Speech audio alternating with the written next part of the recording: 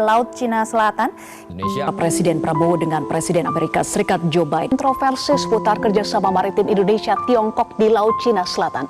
Diam, China ternyata mengembangkan dan juga membangun sebuah kota di kawasan Laut China Selatan. Halo semuanya, perkenalkan, kami dari kelompok 8, kami akan membawakan materi dengan tema Peran Indonesia dalam penyelesaian sengketa kasus Laut Cina Selatan, pendekatan diplomasi dan hukum.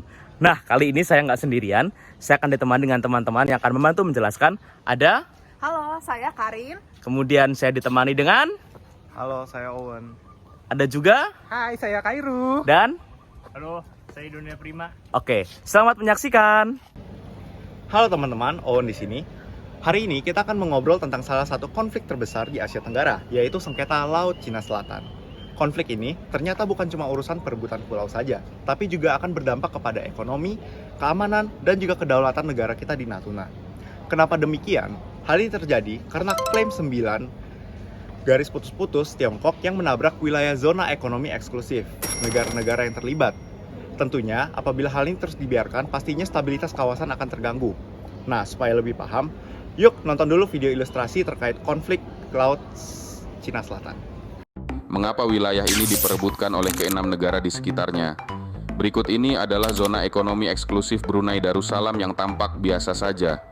Kemudian ini adalah ZEE dari Malaysia yang tumpang tindih dengan ZEE Brunei.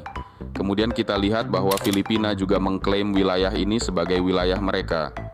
Lalu Vietnam, Tiongkok, dan Taiwan, ketiganya mengklaim zona ekonomi eksklusif yang bersinggungan satu sama lain. Di semua garis ZEE yang bersinggungan ini, terdapat kepulauan Spratly yang sangat penting bagi semua negara-negara ini. Tiongkok, Taiwan, Malaysia, Filipina, dan Vietnam mendirikan pangkalan militer di berbagai wilayah kepulauan ini. Alasan mengapa semua negara ini menginginkan wilayah ini adalah lokasinya, di mana sepertiga jalur perdagangan internasional melewati wilayah ini, dan sumber daya mineral yang terkandung di bawahnya. Siapapun yang dapat menguasai wilayah ini, maka dapat mengendalikan dua hal tersebut. Oke, barusan kita telah menyaksikan nih terkait sengketa Laut Cina Selatan.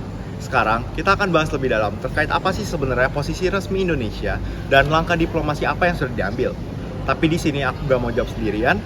Yuk kita diskusikan bersama. Oke teman-teman, sebelum menjawab pertanyaan Owen, aku mau kasih dulu nih sedikit pengantar biar diskusi kita punya fondasi teori yang kuat.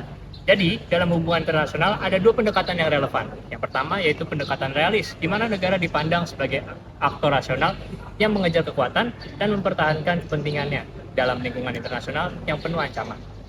Contoh, Indonesia memperkuat armada militer di sekitar Natuna untuk mengantisipasi jika konflik memanas. Tapi ada juga pendekatan liberal yang menekankan pentingnya kerjasama, norma hukum, dan institusi multilateral. Di sinilah Indonesia sangat aktif lewat ASEAN dalam berbagai forum dialog untuk membangun rasa saling percaya antar pengklaim. Selain itu, Indonesia menjadikan UNCLOS 1982 sebagai landasan untuk menolak klaim historis Tiongkok, karena UNCLOS lah yang secara sah mengatur batas laut termasuk zona ekonomi eksklusif. Jadi bisa disimpulkan, Indonesia memadukan pendekatan realistis dalam pertahanan dan pendekatan liberal dalam diplomasi. Ini jadi dasar kita buat bahas pertanyaan Owen tadi. Makasih Dok, penjelasannya keren banget. Tapi aku mau menambahkan sedikit soal posisi resmi Indonesia. Indonesia itu menolak klaim 9 garis putus-putus karena bertentangan dengan UNCLOS 1982. Meski bukan negara pengklaim pulau, Indonesia berdampak di wilayah Natuna sehingga harus tegas mempertahankan haknya. Indonesia juga berperan sebagai fasilitator di forum ASEAN, misalnya lewat deklarasi DOC dan dorongan Code of Conduct. Nah, sekarang pertanyaannya, bagaimana sih Indonesia menyeimbangkan jalur diplomasi dan jalur hukum agar tetap penyelesaian konflik ini tetap damai? Karin, apa pendapat? 3. Jadi begini Kairo, Indonesia memegang prinsip supremasi hukum internasional lewat UNCLOS, tetapi juga membangun kepercayaan melalui diplomasi aktif. Contohnya, Indonesia memfasilitasi workshop forum ASEAN, bahkan shuttle diplomasi, supaya semua pihak tidak saling memprovokasi. Pendekatan hukum ini memberikan legitimasi, sedangkan diplomasi menciptakan suasana dialog. Kombinasi keduanya membuat posisi Indonesia kuat sebagai penengah. Dengan begitu, konflik tidak mudah meledak menjadi perang terbuka. Wah, luar biasa sekali ya penjelasan dari teman-teman tadi. Jadi bisa kita rangkum nih bahwa Indonesia tetap berpegang pada UNCLOS 1982 dan menolak klaim historis dari Tiongkok. sambil Indonesia aktif menjadi fasilitator damai di ASEAN. Adanya sinergi antara diplomasi dan penegakan hukum, hal inilah yang memperkuat posisi Indonesia. Dan Indonesia juga perlu menyiapkan pertahanan di Natuna agar kedaulatan kita tetap terjaga. Sekaligus terus meningkatkan edukasi publik di masyarakat untuk pentingnya menjaga kedaulatan wilayah, terlebih di wilayah lautan kita. Terima kasih sudah menonton vlog kita hari ini. Dadah, Tuhan memberkati.